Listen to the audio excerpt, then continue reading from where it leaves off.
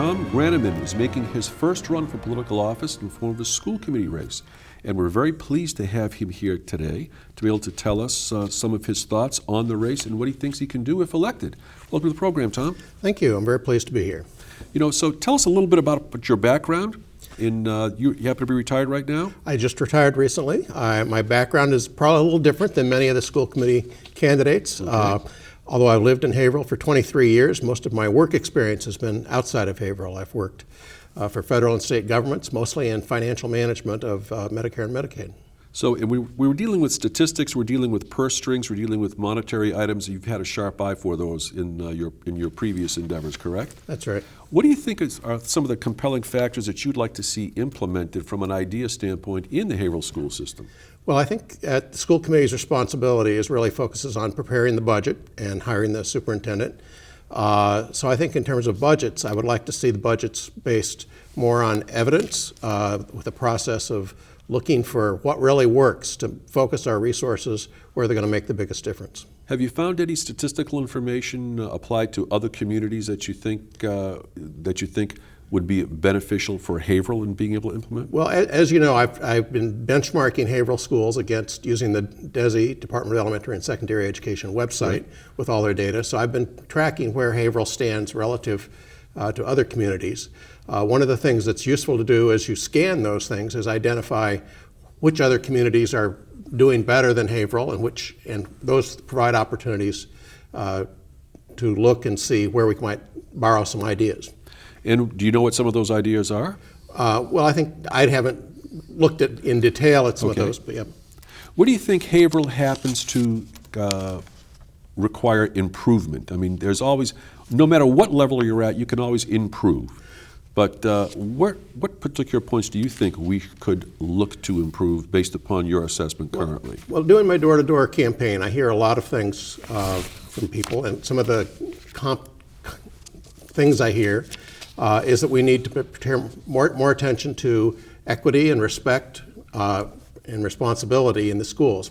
I hear people sometimes not being respectful of teachers, and I think that's an area where a cultural change would really help, where we can get focused on education.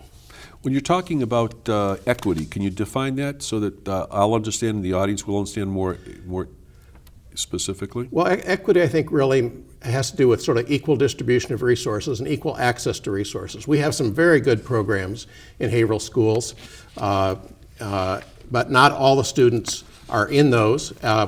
In some cases, it's a resource issue. We need to make sure more resources are available. In others, it's making sure that all the students, from whatever backgrounds they have access to those and get comparable access to the resources across the system. Sometimes there are differences by school, sometimes there's differences by program. Well, we're not talking about the Department of Education, but if we talk about other statistical analysis as far as rankings relative to 351 cities and towns in the state of Massachusetts, sometimes Haverhill ranks higher, sometimes Haverhill ranks lower, depending upon which survey you happen to look at. Have you been able to garner any information from that that's been useful at all? Well, I think there's a whole lot of statistics from the Department of Elementary and Secondary Education.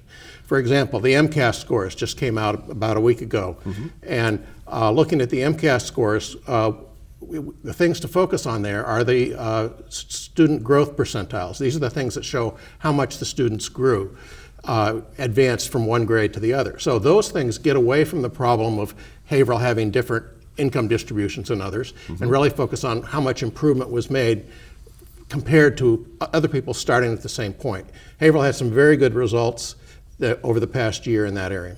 You know, it's kind of interesting that when you take a look at, I think they say that about 50% of the student body in the Haverhill Public Schools fall in at the poverty line or below the poverty line, if I'm not mistaken.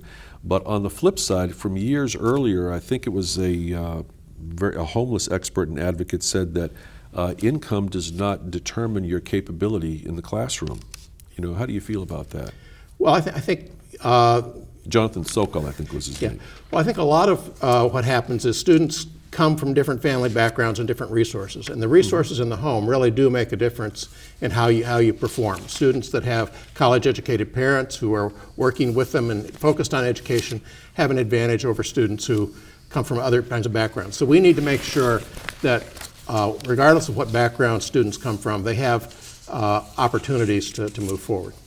When you take a look at maybe older schools that are basically older neighborhood schools versus the modern schools, are students at a disadvantage if they happen to be in an older structure versus a newer structure, or does it really not matter even if they're taught under a tree as long as you've got the greatest teacher in the world that you can teach? Well, I would agree with you. I think the teachers are what makes the biggest difference. And we have to keep in mind that we're not just preparing students to pass MCAS. We're trying to prepare students for success in life. And that's a broader things. And things that many things teachers do that are not captured in the MCAS are really important. We need to focus on those as well as the test scores. Educationally, from teachers right now, from what you've heard, are teachers still mandated to teach to the test, which is basically almost a cliche term? Well, I don't know that it's mandated to teach to the test. The state still does a lot of testing with the MCAS. We use that, and it's a very useful tool for some purposes, but it certainly doesn't truly characterize the quality of an education.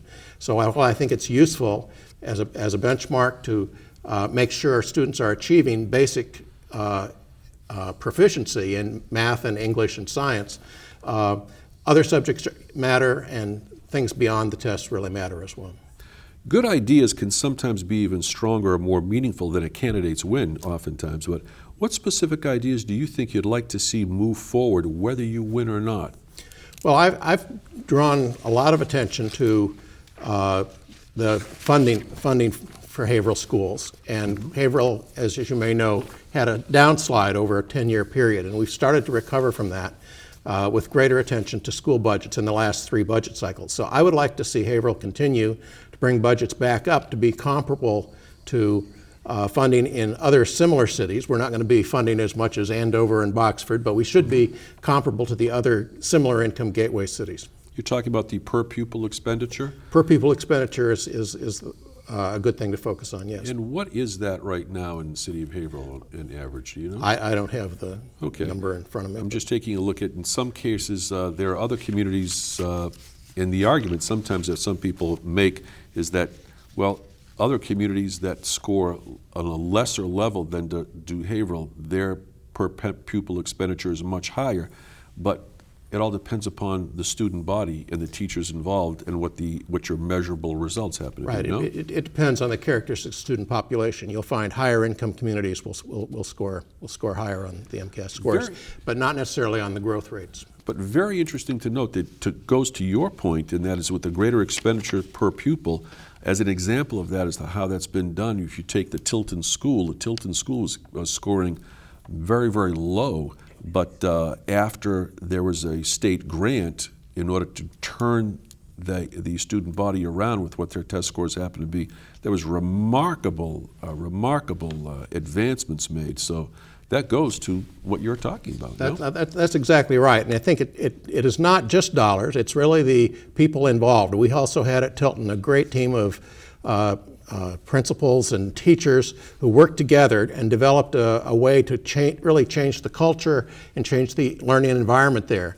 And one of the things that the superintendent is doing now is trying to expand the model that worked so well at Tilton to some of the other schools. And that's exactly the kind of things I think we need to be supporting with enough resources to make that happen, but also by leveraging the expertise that we're building internally in our staff. Making sure that we maintain our salaries at a competitive level so we don't lose those good staff, and we can actually help bootstrap ourselves up with the good results we're seeing in some of the schools. You know, with only less than a minute left, I would just want to ask you this question. That is that people often run for office because they say they'd like to give something back to the community, but you don't have to be an elected official to contribute to the community. Can you give us some examples of community service or volunteer efforts that you may have made in the past? I know that, truth be told, maybe the audience doesn't know that you're married to Alice Mann, who happens to be the chairman of Team Haverhill for several years, and they've made a tremendous impact over the years. That's right. And I had been focused on my career till recently, and just recently retired, and the last 3 years have been working with the Haverhill Education Coalition. Mm-hmm. In a previous community, I served on 2 school building committees and a town finance committee. So I've been a Boy Scout leader and various other things in various stages of my life. So you've got a great foundation from which to build. That'll have to be the last word. Tom Grannemann, thank you very much for being here and answering these questions. We wish you the best of luck in the upcoming election. Thank you. Appreciate it. Thank you. We hope that this program has been a point of reference for you. And until next time, my name is Frank Novak, and thanks very much for watching. And remember to vote on Election Day, Tuesday, November 5th.